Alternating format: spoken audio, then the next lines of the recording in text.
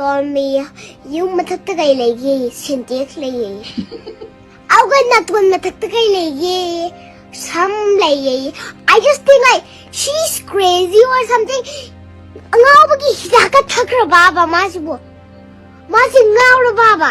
Mama pasina ngaw bagi hidaka thala ba. Hi couples makai, happy Valentine's Day. Duga single makai, happy Independence Day. Online Manipuri YouTube channel se yang birba mayam pum nang pu amkah nataram loksari yamna nungai be yamna kana gadabo wari matek amakhtang haijaram ke mayam please loitri fawata bi yamna kana gani khali wari masasi gi maming san labagi sangom Maharaj Chandrakirtina palinge gi wari ni mahaki oina bijando ko ba yamna luna channa loina jaba manai ama lerami mahakna marakta bijando bu apang basina ba hek hotnarami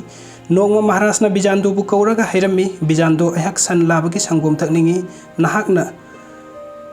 desa upai tauduna san labagi sangom sapu ama purak taba yaroi Maharaj ki wadu tabada bijando haifet ngaklami mapukning daning thauna oithoklaroi dauba wa ama haijillaga changyeng taure khalladuna khumlaklami ining thau numit nini humni dang ngaibiu sangom adu soidana pujarake wafam asi hangkatlamlaga bijando mayumda halaklaga mahaki nupida wafam adu tamlaga kari tausige khanarami mamai thangda matai manau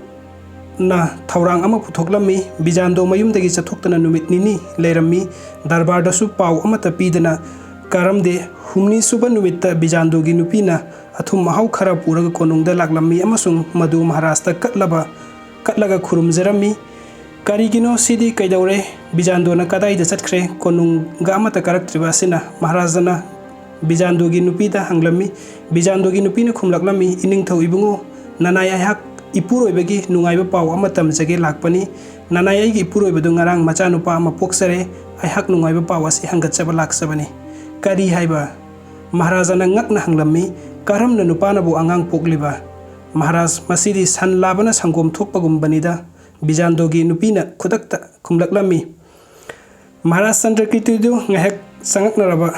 bijando gi nupina khumlakliba wafam adugi matangda wakhan taraklami mahakna bijando da apangba sige thaurang luraga mangondo onsilakpa adugi damakta haifet ikaiba poklami matang sadan ikha thaba mising da apangba sinaba hotnaruba mising chopa hek yaubani kaidaunungdasu mingonda apangba sinaba hotnaruidabani wari asi sanalaiba ke pukning lausinggi article dagi lauthok sabani bamon amu masana iba warini video si yang bibagi damakta ayam pumnamakpu amuka hanatagachari ano update ki damakta nuksibiduna channel asibu subscribe to biramu. Thank you so much.